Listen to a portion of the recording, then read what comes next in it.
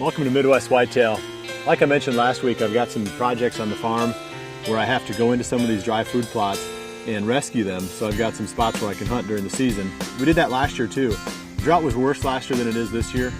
So we actually have a little bit in these bean food plots to work with. And if we get a little bit of rain yet, we should still produce some pods and have some beans here. So rather than going in and tilling up a whole bunch of this, I think on this ridge in particular, I'm just going to go ahead and spread the Big-N-Beasty right into the beans. They haven't canopied yet, nor do I expect them to canopy.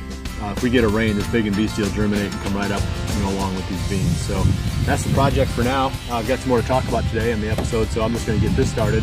I'll take a little break and talk a little bit more about some of the bucks I'll be hunting this year.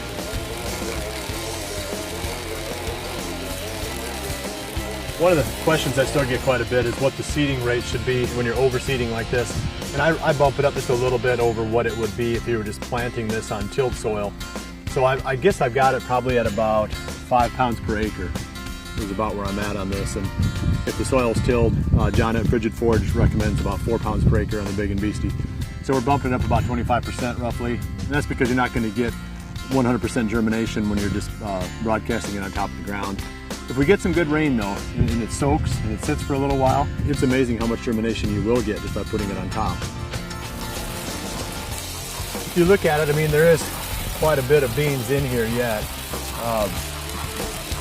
Too much really that I didn't want to till this under.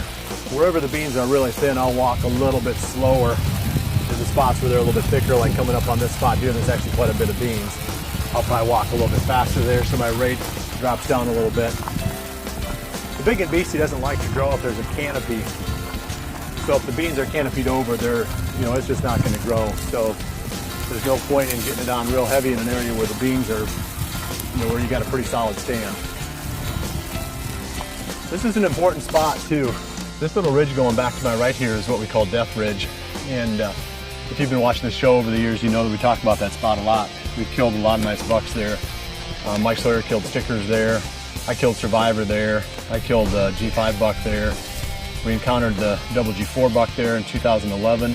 So we like to have fruit up on this ridge because this holds the deer right in this area, and for whatever reason, they seem to end up on that little secondary ridge there. There's nothing really that stands out about that spot other than the fact that you can see all this up in here, and the deer do seem to come through there. So we definitely need to keep this spot good. And there's other spots on the farm like that too, where without food, the value of that hunting location really starts to drop off. Everything they do revolves around their stomach. So if you don't have the food, you don't have the deer. I'm looking at these beans right now. I'm going to break one off here. There's you can see how the deer have been really browsing on them, but you can see also all the flowers on there. Every one of those flowers is going to be a pod, or would have been a pod if I wouldn't have pulled it out of the ground. But so there's going to be a lot of pods on here still. That's one of the things I like about beans, is they can take a fair amount of just grazing type, browsing type pressure, and they can still produce a crop.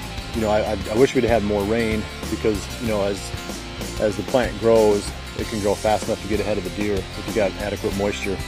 But this year, the beans have just been growing so slowly because we just haven't had the rains that the deer are able to sort of keep up with it, and then you don't get that that real height to the plant.